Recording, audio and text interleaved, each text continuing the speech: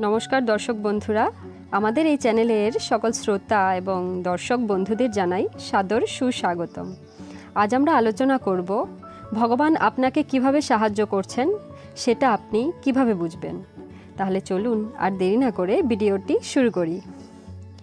স্বামী সোমেশ্বরানন্দজি বলছেন, আপনি বসে আছেন বা কোনো কাজ করছেন, হঠাৎ আপনার মন আনন্দে ভরে উঠল। কোনো কারণ নেই, আনন্দের কোনো বিষয় নেই, তবুও মন অকারণে আনন্দিত হয়ে ওঠা।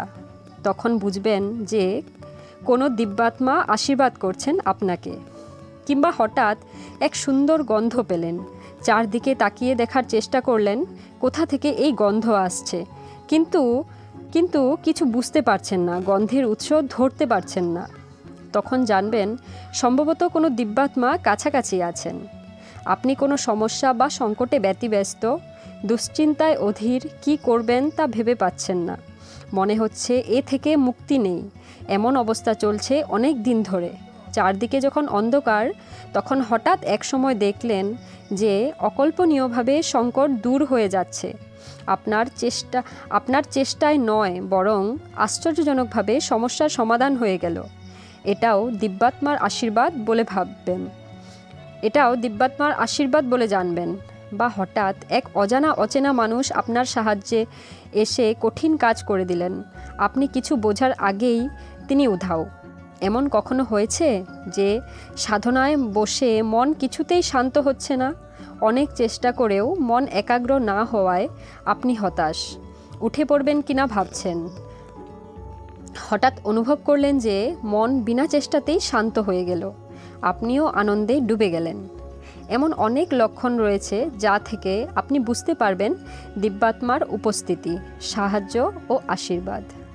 তাহলে প্রশ্ন, দেখা যায় যে গত জন্মে উচ্চ স্তরের পুণ্যাত্মা হওয়া সত্ত্বেও এই জন্মে খুব ভুগছেন বা কষ্ট পাচ্ছেন। এটা কি তাদের কর্মফল? স্বামীজি সপ্তর্ষির ঋষি হয়েও চাকরি না পাবার দুঃখ পেলেন। ঠাকুর ক্যান্সারে ভুগলেন। স্বামী সোমেশ্বরানন্দজি বলছেন, সাধারণ মানুষ ভোগে কর্মফলে, এরা ভোগেন দৈবী পরিকল্পনায়, বিশেষ উদ্দেশ্যে। ঠাকুরের ক্ষমতা থাকা সত্ত্বেও স্বামীজিকে কষ্ট পেতে হয়েছিল, যাতে তিনি মানুষের দুঃখ কষ্টকে অনুভব করেন। তিনি যে উদ্দেশ্যে জন্ম নিয়েছেন সেই দিকে লক্ষ্য রেখে ঠাকুর তাকে তৈরি করছেন। অর্থাৎ বিশেষ উদ্দেশ্য সিদ্ধির জন্যই স্বামীজিকে ভুগতে হয়েছিল। তাহলে প্রশ্ন, নরেন এটা বুঝতে পারেননি কেন? কারণ তারা নিজের চেতনাকে ঢেকে জন্ম নেন বলে সাময়িকভাবে এই মূল সত্তাকে ভুলে থাকেন। যেমন আপনি ঘুমে স্বপ্ন দেখার সময় নিজের মূল সত্তাকে ভুলে থাকেন। এরকম ঠাকুরের অসুখের উদ্দেশ্য ছিল সংঘের ভিত্তি স্থাপন করা। এটি ছিল এক ধরনের দৈবী পরিকল্পনা। প্রণাম ঠাকুর, প্রণাম স্বামীজি, প্রণাম মা। তো বন্ধুরা, আপনাদের যদি আমাদের এই ভিডিওটি ভালো লেগে থাকে তাহলে একটা লাইক করবেন, এবং আপনারা যদি আমাদের এই চ্যানেলে নতুন হয়ে থাকেন তাহলে চ্যানেলটি সাবস্ক্রাইব করে পাশে থাকার অনুরোধ রইল আপনাদের সকলকে। নমস্কার আপনাদের সকলকে, ভালো থাকবেন আপনারা সকলে।